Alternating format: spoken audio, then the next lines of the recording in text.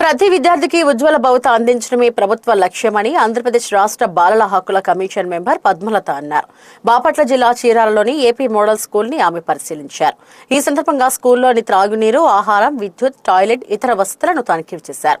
విద్యార్థులతో నేరుగా మాట్లాడి వారి సమస్యలు తెలుసుకున్నారు. క్రీడల పట్ల స్కూల్ విద్యార్థుల ఆసక్తిని గుర్తించి స్పోర్ట్స్ కిట్స్ కోసం 25,000 సాయం అందజేశారు.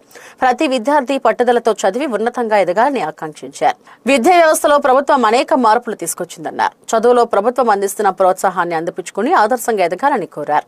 State commission for protection of child rights member Vidya నిగూఢ గుప్తమగు విత్తము రూపము పూరుషాలికి విద్య యశస్సు భోగకరి విద్య గురుండు విదేశ బంధుడు 3 days బాపట్ల డిస్టిక్ విజిట్లో భాగంగా ఈరోజు ఈపురపాలెం ఏపీ మోడల్ స్కూల్ను విజిట్ చేయడం జరిగింది.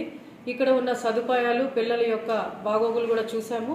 టాయిలెట్స్ అయితే లేవు, దాన్ని రెక్టిఫై చేసుకోవాలని ఇప్పుడే ఎంఈఓ గారితో మాట్లాడడం జరిగింది.